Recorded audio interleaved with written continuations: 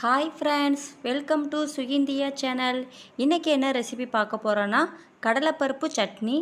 அது எப்படி சிம்பிளாக டேஸ்டியாக பண்ணலாம், வாங்க வீடியோக்கு போகலாம். தேவையான இன்க்ரீடியன்ஸ் பார்த்துடலாம்.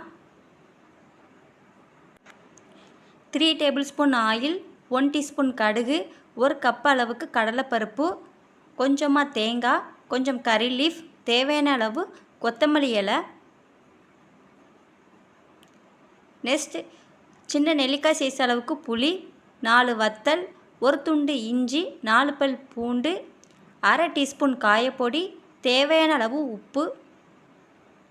நெக்ஸ்ட் ஒரு கடாய் எடுத்துக்கோங்க. 2 டேபிள் ஸ்பூன் ஆயில் ஊற்றிக்கோங்க. ஒரு சின்ன துண்டு இஞ்சி ஆட் பண்ணிக்கோங்க.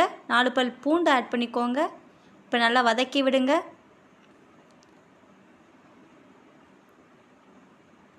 நல்லா வதங்கி வரட்டும். இது கூட 4 வத்தல் ஆட் பண்ணிக்கோங்க.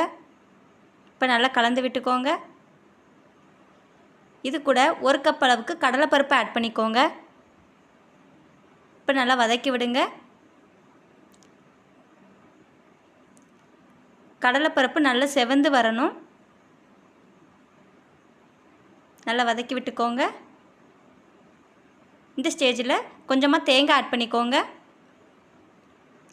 இப்போ நல்லா வதக்கி விடுங்க.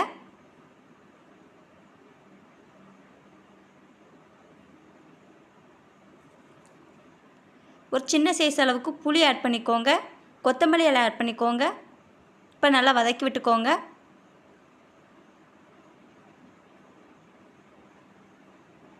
கொஞ்சமாக கறி லீஃப் ஆட் பண்ணிக்கோங்க. நல்லா கலந்து விட்டுக்கோங்க.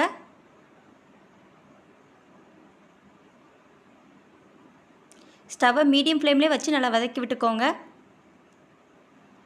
அரை டீஸ்பூன் காயப்பொடி ஆட் பண்ணிக்கோங்க. அரை டீஸ்பூன் உப்பு ஆட் பண்ணிக்கோங்க. இப்போ நல்லா வதக்கி விடுங்க.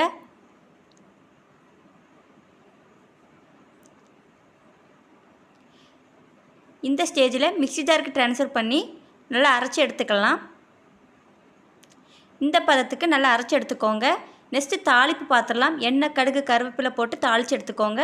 தாளித்து ஊற்றியாச்சு. சட்னி ரெடி ஆயிடுச்சு. இதே மாதிரி நீங்களும் உங்கள் வீட்டில் ட்ரை பண்ணி பாருங்கள்.